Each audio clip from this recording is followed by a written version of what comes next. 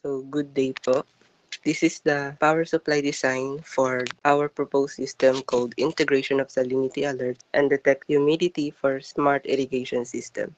So, starts with the AC source, 220 milliamperes and 60 hertz. Since ito po yung commonly na ginagamit sa Pilipinas. And the transformer steps this down to 12 volts AC and 1.2 ampere.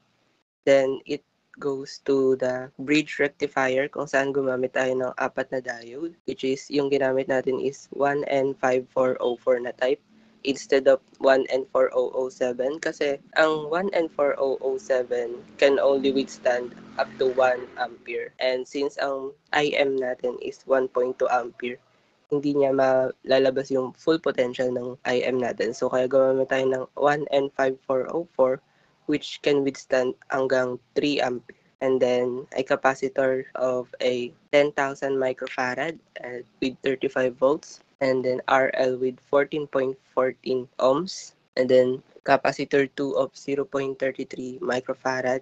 And yung ginamit natin na voltage regulator is LM7812. Since ito yung ideal voltage regulator para sa design namin na power supply kasi it provides regulated hanggang 12 volts.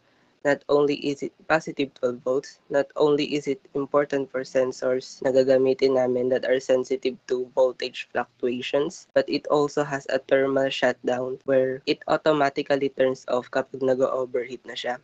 Meron rin yung diode dyan na nakikita niya na 1N4007 para hindi siya mag-short circuit.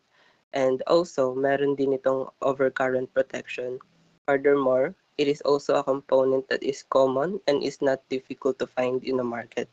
Most importantly, it can withstand up to 1.2 ampere or 1.5 ampere because considering the sensors that we will be using and the servo motor, adding the 50% margin in the total of the current of the system needed, the system would need up to 1.2 ampere. Kaya yung ginamit namin na LM is 1.2 ampere po. And then yung capacitor 1 of 0.1 microfarad. Yun lang po.